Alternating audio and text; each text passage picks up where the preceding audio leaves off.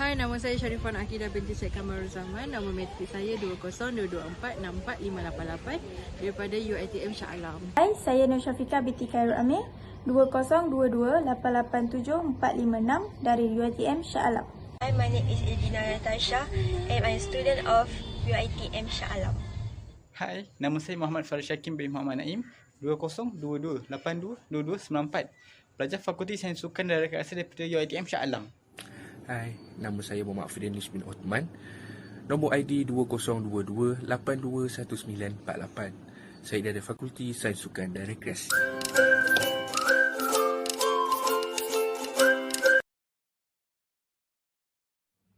Assalamualaikum warahmatullahi wabarakatuh dan selamat sejahtera.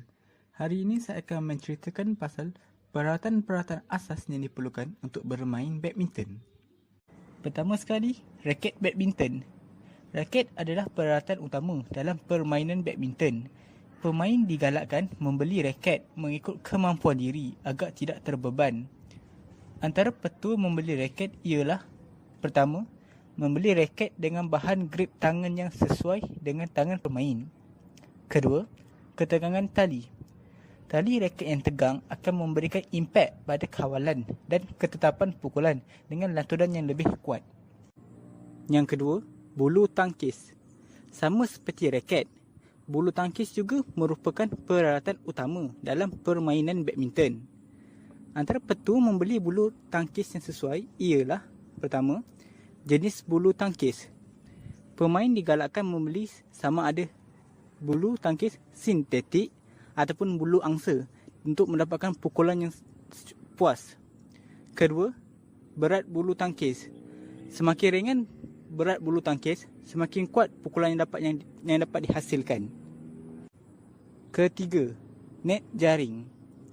Net jaring badminton digunakan sebagai penentu kawasan pemain. Selain itu, ia juga memudahkan pemain menentukan kawasan mereka. Secara amnya, tinggi net jaring ialah 1.55 meter, manakala lebarnya pula 6.1 meter. Keempat, pemakaian sukan badminton. Pemilihan pakaian yang bersesuaian dapat memberikan keselesaan sepanjang bersukan atau bermain. Pakaian seharusnya tidak menghalang pergerakan pemain. Antara petua membeli pakaian badminton ialah: pertama, jenis fabrik. Pemain perlu memastikan fabrik yang dibeli adalah selesa dan mudah menyerap peluh. Kedua, reka bentuk. Baju sukan mestilah tidak terlalu ketat atau terlalu longgar supaya tidak mengganggu pergerakan pemain. Kelima, kasut sukan badminton. Perhatian khas harus diberikan kepada kasut kerana kasut yang kurang selesa akan mengganggu pergerakan pemain. Beberapa faktor yang perlu diberi perhatian semasa membeli kasut badminton ialah: pertama, saiz. Pemain perlu memastikan saiz kasut yang dibeli bersesuaian dengan saiz kaki pemain agar kasut tidaklah terlalu ketat ataupun terlalu longgar. Yang kedua, tapak kasut. Semakin rancak permainan badminton itu bermain, semakin kuat hentaman pada bahagian kaki. Oleh itu, pemain digalakkan membeli tapak kasut yang bersesuaian agar tidak berlaku kecederaan pada di bahagian kaki. Yang ketiga, berat kasut. Pemain perlu memastikan kasut yang dibeli tidaklah terlampau berat sehingga boleh mengganggu pergerakan pemain. Okey, kita akan ke bahagian seterusnya.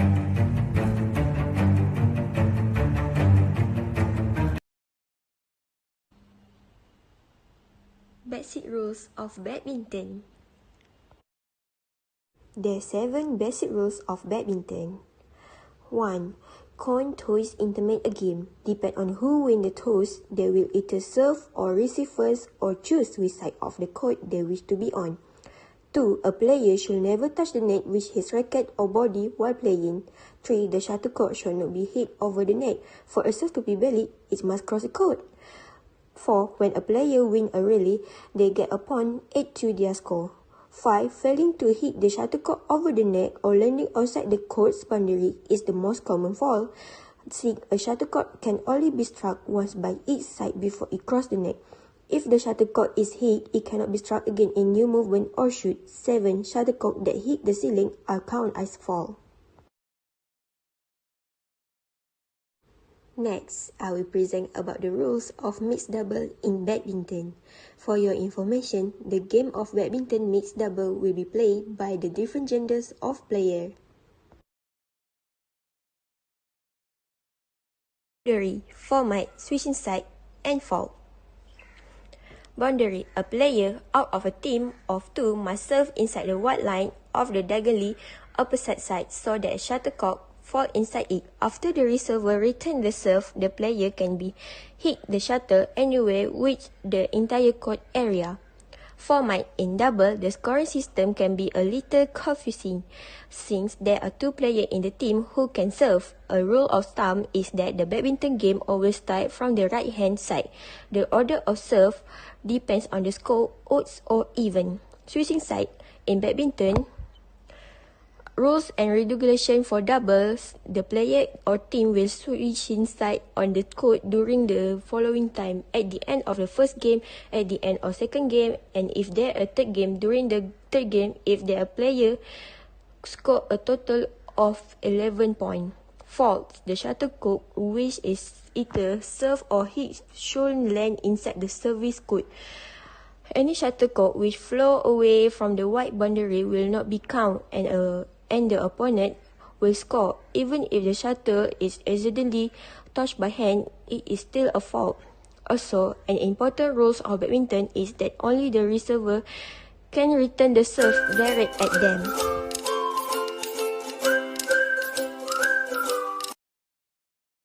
Hari ini saya akan terangkan macam mana untuk mendapatkan mata beregu untuk badminton. So, terdapat 3 set permainan. Satu set permainan mempunyai 21 mata.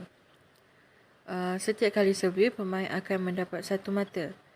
Jika kedua-dua belah pihak mendapat 20 markah yang sama, maka pemain pihak yang mendapat 2 mata pertama akan memenangi permainan ini. So, permulaan permainan, sekiranya pihak yang mendapat skor genap, pemain akan membuat servis daripada kanan. Contohnya, pemain mendapat 2 mata yang kedua. So, pemain tersebut perlu membuat servis daripada kanan. Manakala pihak yang membuat servis mendapat skor ganjil, pihak tersebut perlu membuat servis dari kiri gelanggang. Contohnya, pemain mendapat mata yang ketiga, iaitu ganjil. Pemain tersebut perlulah membuat servis daripada kiri gelanggang. Seterusnya, pasukan servis menang set. Pasukan ini akan mendapat 1 mata. Mereka akan membuat servis lagi dan seterusnya menukar gelanggang. Sekiranya pasukan penerima memenangi set ini, pasukan penerima yang mendapat 1 mata seterusnya akan membuat servis dalam permainan seterusnya. Akhir sekali, semua pemain tidak akan mengubah gelanggang servis masing-masing sehingga mereka memenangi mata apabila pasukan mereka melakukan servis. Itu sahaja untuk cara-cara untuk mendapatkan mata beregu.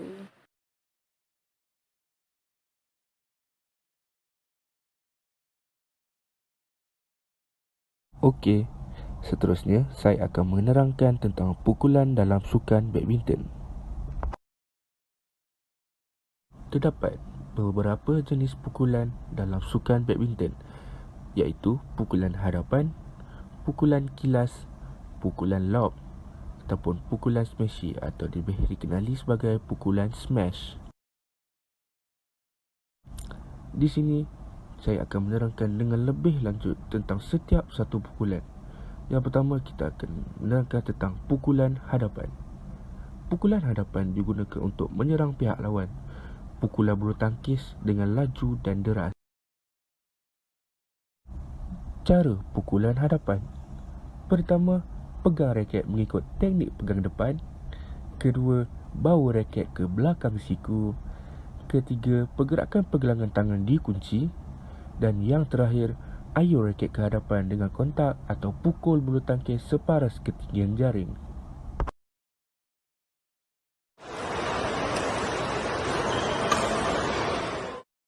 Pukulan seterusnya, pukulan kedua, iaitu pukulan kilas. Pukulan kilas digunakan untuk bertahan. Kadang-kala ia digunakan untuk mematikan bulu tangkis melalui smashi kilas ataupun smash kilas. Pukulan kilas boleh dibuat dengan cara iaitu pada kedudukan sedia. Kedua, pegang raket mengikut teknik pegang kilas. Ketiga, kilas pinggang sambil siku fleksi menjelang dada. Dan yang terakhir, ayur raket ke hadapan dan kontak atau pukul bulu tangkis pada paras bahu.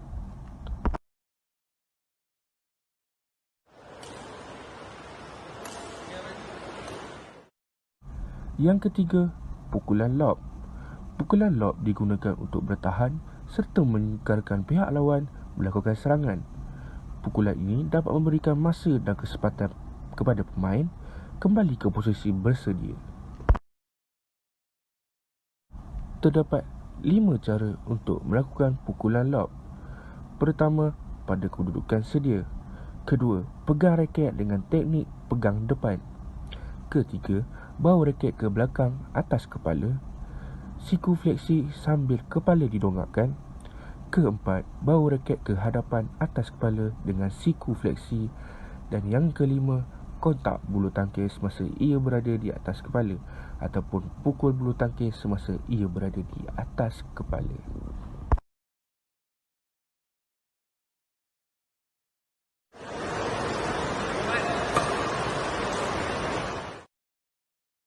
Pukulan terakhir ataupun pukulan yang paling famous iaitu pukulan smashy atau lebih dikenali sebagai pukulan smash. Pukulan smashy boleh dilakukan ketika bulu tangkis berada di tinggi udara dan ia digunakan untuk menamatkan rally atau mencipta ruang. Sasarannya ialah ke ruang kosong gelanggang lawan. Cara melakukan pukulan ini: pertama, pandang bulu tangkis. Kedua, berdiri di sisi sebelah kaki di hadapan. Ketiga, ayur raket ke belakang dengan siku yang bengkok. Keempat, sebelah tangan lagi lurus ke atas. Dan yang terakhir, ayur raket ke hadapan dengan lengan yang lurus.